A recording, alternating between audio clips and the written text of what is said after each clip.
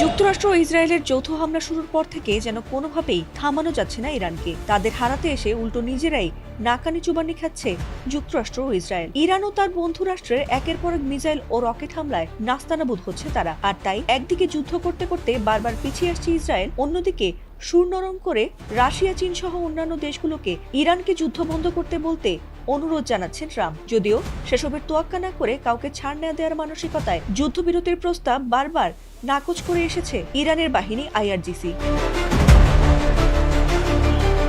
এমনকি 6 মাসেরও বেশি সময় ধরে বড় যুদ্ধ চালানোরও হুঁশিয়ারি দিয়েছিল ইরানি যোদ্ধারা। তবে যুদ্ধবন্ধের বিষয়ে ইরানকে নানাভাবে অনুরোধ জানাচ্ছে রাশিয়া। এমনকি প্রথমে ট্রাম্পের সঙ্গে ফোন আলাপের পর ইরানের প্রেসিডেন্ট মাসুদ পেজেশকিয়ানের সাথেও যুদ্ধবিরতি নিয়ে ফোনে কথা হয়েছে রাশিয়ার প্রেসিডেন্ট ভ্লাদিমির পুতিনের। তবে তাতেও ইরানের মন না গড়লে পাকিস্তান সহ আরেক দফা আলোচনা হয়। তবে এবার সবাইকে অবাক করে দিয়ে যুদ্ধবন্ধে রাজি হয়েছে ইরান।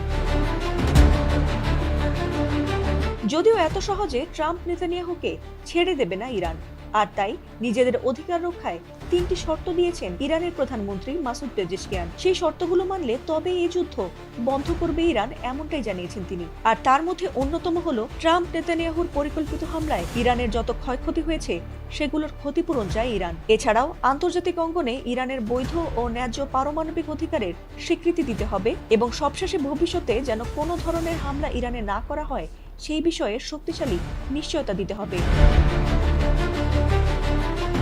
ইরানের প্রেসিডেন্ট মাসুদ পেজেশকিয়ান জানিয়েছেন, বর্তমানে এই সংঘাতের মূল উস্কানিদাতা হলো জায়নিস্ট শাসক গোষ্ঠী ও যুক্তরাষ্ট্র। তাই যুদ্ধ থামাতে আসা রাশিয়া ও পাকিস্তানের নেতাদের সঙ্গে আলোচনায় তেহরান স্পষ্ট করে জানিয়েছে যে এসব বিষয়ে তাদের অবস্থান অনড়। এখন প্রশ্ন হলো, এসব বিষয়ে ইরানের এমন শর্ত কি মেনে নেবে ট্রাম্প নেতানিয়াহু? উত্তরটা সময় বলে দেবে।